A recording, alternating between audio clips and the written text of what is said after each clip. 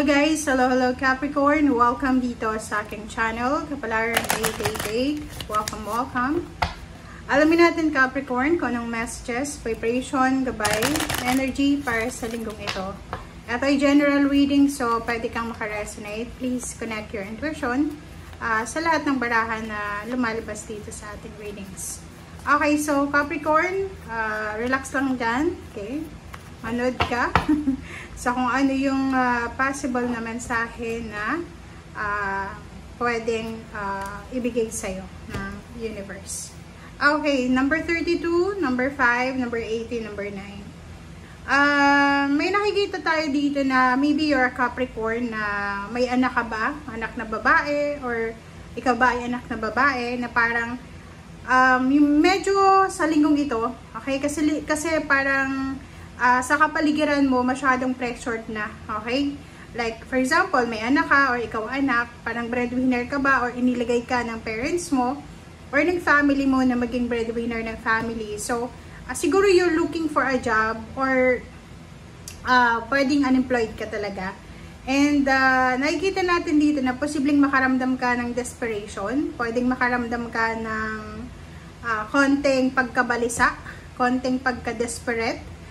Kasi, like for example, nape-pressure ka sa mga kapaligiran, marami kang gustong gawin, marami kang gustong bilhin, marami kang gustong kumbaga yun, gawin sa buhay. But ang problema is wala kang pera, parang ganun. Wala kang pera or kulang ka sa pera, okay? So, number 32, this is 5. Kung ikaw ay nag-aalala sa usaping salapi, sinasabi ng bara sa'yo na sa linggong ito, mag-relax ka lang. As a child, kasi yung child, diba, yung mga bata, parang ano sila yung parang innocent. Hindi sila namumroblema, may pera man or wala, may trabaho man or wala, mayaman o mahirap, wala silang problema kasi bata sila.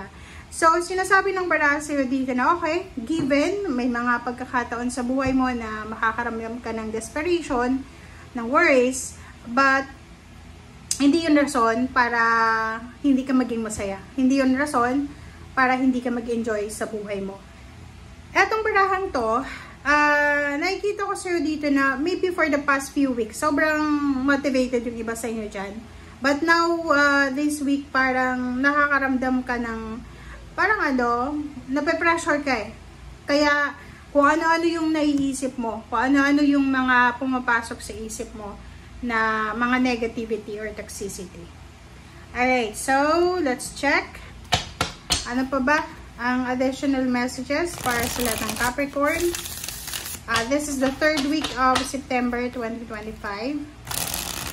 Third week na agad tayo, Capricorn. Okay. First card natin is Magician. Second card is Judgment. So, mayroon ditong Ten of Wands. Wow. And Knight of Pentacles. Sa ilalim mo is Ten of Cups. So, 10-10. Ten of Wands, Ten of Cups, Knight of Pentacles, Magician. So, yun. Capricorn, sinasabi sa ilalim din King of Pentacles. So, it's all about money. Money. Okay, money. Okay. Okay, wait lang guys. Ching ako. Ayan. Okay. So, yung mga Capricorn dito na medyo desperate kayo sa linggong ito because of money or relationship, huwag kayong masyadong mag-alala. Okay? Kasi kung makikita mo dito, sinasabi ng Magician na everything happens for a reason. Minsan may mga pagkakataon na kailangan mo munang mag-relax or kailangan mo mag-slow down. 'Di ba? Hindi tayo pabilisan dito sa mundong ibabaw 'di ba? Pabilisan o basenso, ganyan-ganito, no. Pabilisan sa relationship, no. Walang ganun. Kung makikipagkumpetensya ka sa mga tao sa paligid mo, ikaw yung talo. Ang Magician dito sinasabi na bawat galaw natin, dapat kailangan nating pag-isipang mabuti kasi everything happens for a reason sa magic. So, yung magic sa buhay mo, ikaw yung magdadala noon. Pero hindi ibig sabihin na parang kakayod kalabaw ka na. Diba? Sinasabi ng bara sa'yo dito na isang desisyon ang kailangan mong gawin. Or isang desisyon ang posibleng gagawin mo na yung decision na to ay posibleng magdadala sa'yo to ng stress, ng anxiety, ng burden, ng sobrang negativity. Kaya nga, sabi sa'yo dito ng magician, magdahan-dahan tayo. Huwag tayong masyadong magmamadali magdesisyon. Lalo sa linggong ito, slow down lang. As much as possible, relax, chill ka lang dapat. Okay? Ang magic naman sa paligid natin yan, 24 hours a day. So, left and right, sa tapa, sa taas, sa baba, mayroong magic. Okay? So, everyday may blessing, everyday, depende na lang yun sa atin kung paano natin i-appreciate yung mga blessings.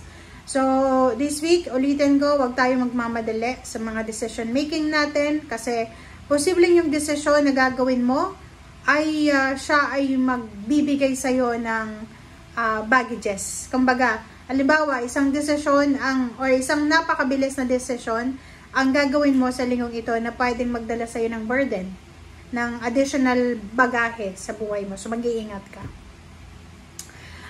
Naidepende ko, sinasabi ng barahan na isang family members, isang tao na malapit sa puso mo ang posibleng magdadala ng financial news tungkol sa'yo. So, pwedeng nagkaroon siya ng salary increase, higher position, or posibleng yung taong ito ay nakatanggap ng lump sum of money, or posibleng isang family member ang hihingi sa inyo ng pabor, ng tulong, because maybe ikakasal siya, or may mga okasyon para sa pamilya. Okay, so tingnan natin dito sa third deck, kung ano pa ba ang mga additional messages para sa lahat ng Capricorn.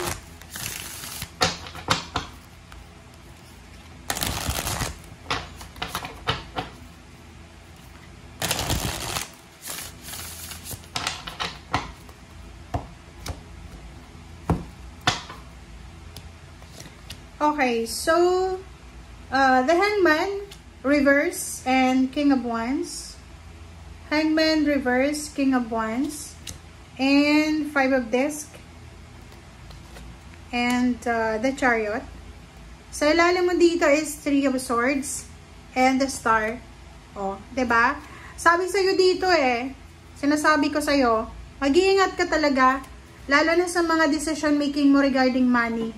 For example, mabilis na desisyon, may nag-offer sa'yo ng trabaho sa malayong lugar, or posibleng nakikita natin dito na masyado kang nag-aalala, you are suffering emotionally because of your dreams. Masyado bang mataas yung pangarap mo, or until now, hindi mo pa nakukuha yung pangarap mo? Kasi nakikita natin dito na yung focus mo sa linggong ito is yung dreams mo Nakafocus ka para sa katuparan ng pangarap mo kasi parang nakikita ko sa'yo dito na nakatingin ka sa kaliwat kanan mo na parang iniisip mo na yung mga kakilala mo, asensado na, yung kaklase mo, may trabaho na, yung kapitbahay mo, mayaman na, and you're suffering Parang biniblame mo ba yung sarili mo or parang nakikita ko sa'yo dito na kinakailangan yung mag-ingat Capricorn kasi yung pagiging desperate, minsan alam mo ba, yung mga taong na-i-scam, lalo na sa pag-a-apply ng trabaho, yung mga gustong pumunta ng ibang bansa na medyo naluloko sila ng mga agency, it's because of frustration nila Yung pangarap nila, yung parang, anong tawag doon? Yung binibigay nila yung lahat-lahat. So, tiwala yung binigay nila. Seven of Swords, mag-iingat tayo Hindi ibig sabihin na desperado ka na makahanap ng pera, ng trabaho, ay magtitiwala ka na, ibibigay mo na lahat-lahat kasi posibleng masaktan ka. Kaya nga sabi sa'yo dito ng Magician ng Judgment na make sure na mag-iingat tayo sa mga decision making natin sa linggong ito. Okay? So, dito sinasabi ng barang ito na may posible na plano kang trabaho. So, like for example, plano mong pumunta ng ibang lugar or ibang bansa sa linggong ito and posibleng hindi ka muna matutuloy. Okay? So, there's a hangman. Kumbaga, may hang muna, okay, kung ano yung plano mo. Or, posibleng may mahahang kang plano, pero yung hindi mo talaga plano, ay posibleng siya ang mangyari. Okay? Five of Discs, sinasabi ng bara sa'yo na isa sa rason kung bakit desperate ka is yung money. Isa sa rason yun. Possible na nangangailangan ka ng pera, possible na marami kang obligations, yun nga, parang ikaw ang breadwinner, or maraming mataas yung expectations ng mga tao sa paligid mo. But the Chariot is here. So, sinasabi ng Chariot dito na dahan-dahan lang daw eh. Kasi alam mo tong Chariot na mabilis siya. Napakabilis ng Chariot. Kasi, ang Chariot na yan is left and right yung takbo ng kabayo eh. Diba? Yung, parang siyang dalawang kabayo na, yung dalawang kabayong to na magkaiba sila ng speed. So, sinasabi ng Veraseo dito na, okay lang, maging masipag, maging workaholic, but make sure na balance siya. Hindi tayo yung sobrang aggressive na parang kunin natin kung ano yung mga gusto natin kunin sa buhay.